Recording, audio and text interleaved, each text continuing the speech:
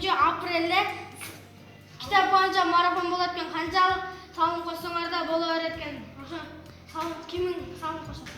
Ақшаның көбі жағасы мәнілі емес, ең негізгісі салым қосушымыз керек. Достар, көп салым қосушымыз керек. Қанша көп салым қоссақ, ошончо көп китеп келет.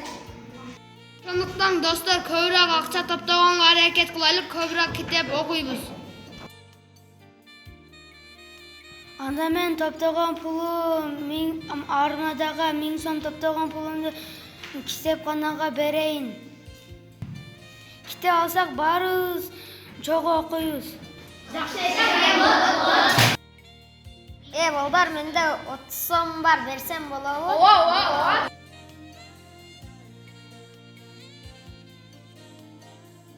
Анда мен жыйнап койгон 200 сом бар да, анда ошону мен берейин. Мен топтогон 200 сом бар эди, ошону берейин. Достар, менин 40 сомум бар. Койсом болобу? Ооба. Менде 100 сом бар, чоңтан берген. Ошон койсом болобу? Болот. Менде 100 сом бар, мен ошону кошом.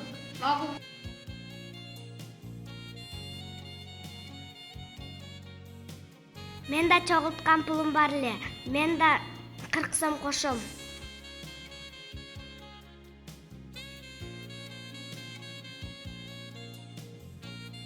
Апам 2 сом берген, ошону кошом. Болот.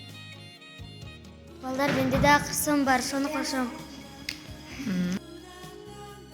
Балдар, силерде китепканага салым кошуп турасыңарбы? Анда силерди китепканага салым кошууга чакырабыз. Токто досум, мен бир нерсени айтайын. Биз көп китеп алсак, бизден кийинкилер дагы көп китеп окуйт.